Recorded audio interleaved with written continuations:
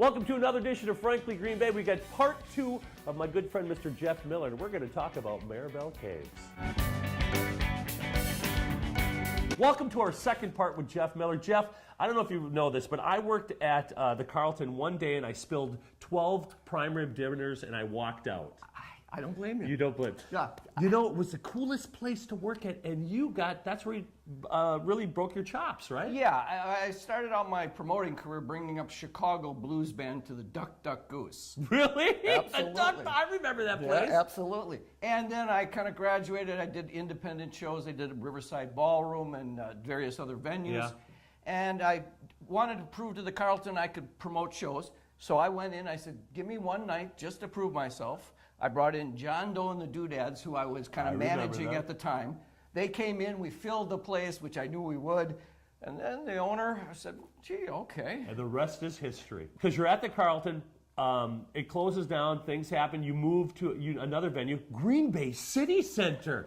Do you remember? I hardly remember those days because I was young and drinking all the time, but what a good time. 7 years. 7 years? 7 years. And probably the most memorable, interesting show we did there was when Ice-T had his body count tour going. And it was a rental. Other promoters brought it in. But I certainly couldn't say no, nor did I want to. But the police department picketed the show that night. It was a surreal situation. The line going in, and of course they helped sell tickets by saying we're going to picket the show. And indeed, the line's going this way. The police are on Walnut Street picketing the show. And then they had the right to, and they didn't like the show. And I'm in the front window with Ice-T and my father, who was an attorney at the time. Yes. I figured I better have a little legal advice there just in case. So 7 years you're there. You did very fantastic. And all of a sudden, Maribel Caves happens. What's up? Maribel Caves was an interesting thing. My girlfriend at the time would take me out to Maribel Caves, and they used to do little bluegrass shows on Sunday afternoon. And I said, oh, this is a nice place kind of thing. And this is the honest-to-God truth. The gentleman went into foreclosure, and all of a sudden, I said to him, oh, I'll bring some shows in. And I did a summer's worth of shows. We had Papa John Creech, John Mayo, Canned Heat, great shows. Yeah. Pat McDonald played there a lot for me.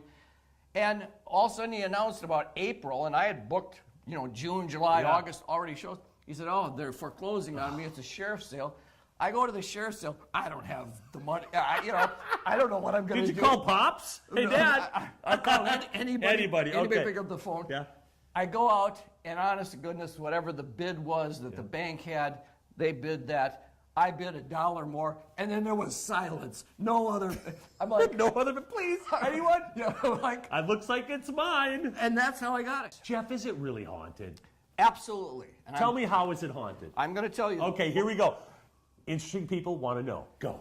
One of the first nights we were there, we had rooms upstairs, and indeed it's late at night, and we had been up all night, and you know how you are when you're not really sleeping, Sure. It's late.